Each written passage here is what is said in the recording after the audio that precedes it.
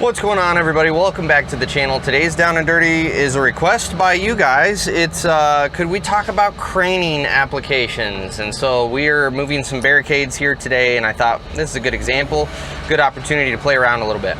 So the first thing we're going to talk about is the actual stuff you're using in a hoisting application. So we're moving these barricades. We don't have any official tagged chains out here. But if you are on a bigger job where you need to worry about OSHA, especially if you're starting to get into structures that you're setting or things where you really need to know what you're capable of lifting, you need to have a set of hoisting cables, straps, whatever you're using, that is actually tagged with a rated weight. That is the only way to do this that is in accordance with OSHA. You need to do that. Don't let your employer skimp. If he's asking you to lift some massive structure and you have some jankety ass little choker or something, that's how people get killed. So you do need to have the proper lifting gear.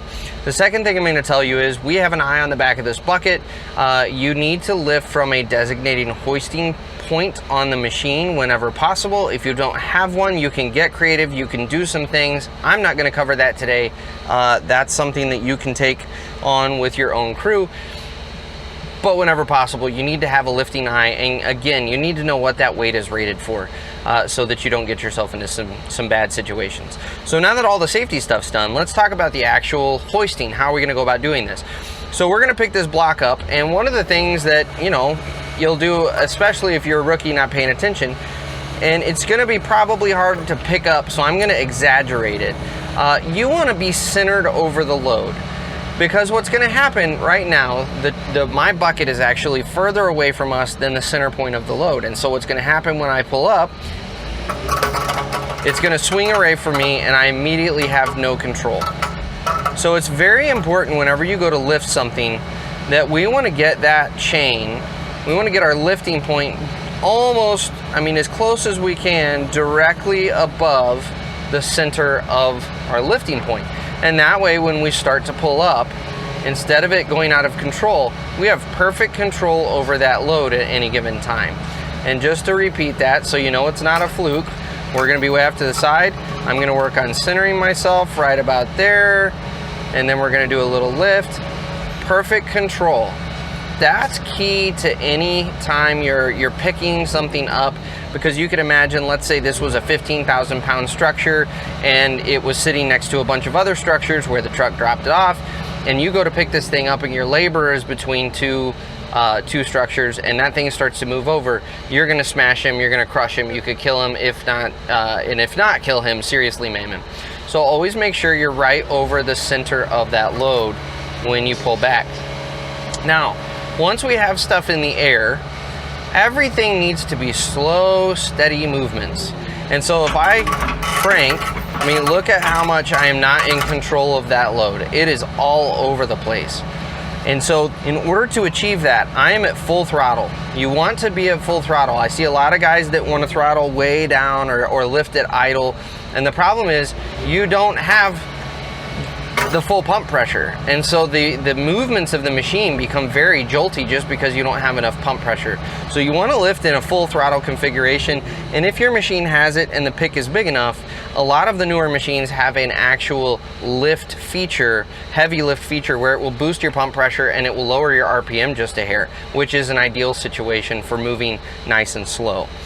When it comes to actually moving this around, what we're going to do is we're going to start out nice and easy and slowly accelerate into our swing. And then if I stop abruptly, it's going to start swinging on me.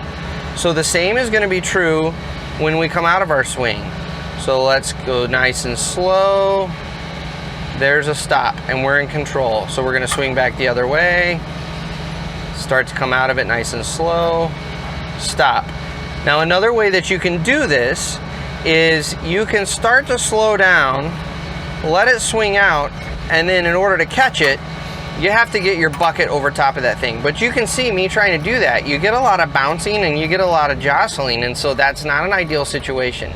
But if, let's say we had a little bit of sway in this, and I wanted to stop that sway, I'm going to time it to where when it swings to the right, I'm going to move my bucket to the right to get it over top of it. So let's start our swing. and get this thing rocking pretty good. And now I'm gonna get my bucket over top of it. And you can see by making some adjustments and getting my bucket over top of that load, we're very quickly able to get it back within control. So just like it was when we were on the ground, if you're not over the center of your pick, it's gonna move on you. And so if we want to stop the movement, similarly, we need to get our bucket over the center of that load. And very quickly you take the sway out of it. Same front to back. If we've got front to back, I'm gonna time it to where when it swings away from me, I'm gonna give it a little stick out. There we're over top of the load. We've taken most of the sway out of it, and now you're just getting the teeter-totter action. So that's kind of the basics of craning things. And then obviously you want to keep them close to the ground as much as possible. You don't want to raise it way up off of the ground, because heaven forbid something happen with either our chain or the lifting eye that we're using on this. If Ryan is standing next to this thing and it cuts loose and I've got it 5 feet in the air, there's a much higher risk of something terrible happening to him, versus if I'm carrying this nice and close to the ground, as long as he doesn't have a toe under it, we're gonna be okay. So keep loads nice and slow to the ground. The next thing I'm gonna tell you is, when we start to track, again, like everything else, we're gonna do nice slow motions. So here we're gonna slowly roll out of our turn. And then when I go to travel, we're gonna do the same thing, nice and slow, and we're gonna ramp up so that that load builds momentum with us. And then when we stop, we're gonna do the same thing. I'm gonna come to a nice stop, slow, and see how I've got total control over that load. It's all about fluid motions when you're doing this sort of work. So we're gonna run this down here to Ryan, we're gonna set it in place, and we'll call this a wrap up. And you can see, I don't have this load more than a foot or two off of the ground. We're keeping it nice and slow, nice and low, total control over the load. That is the most important thing when you are craning, is keeping control of the load. You also want to have a decent feel for where your tipping point is. I know I'm totally safe reaching way out there with this thing, but still, just because of the control aspect, we're gonna keep this kind of tight into us. So I pulled forward a little more than I needed to, but I'm gonna keep this load kind of tight to us so that we've got total control. I'm not having to worry about anything.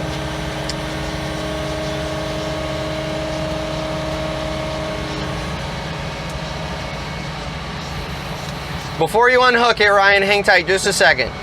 One other quick trick on some heavier picks. You can see right here I've got my stick almost fully extended out. Sometimes you don't have enough stick power to lift that load back up. So you can either use your boom control. If I boom up, that's going to lift our load.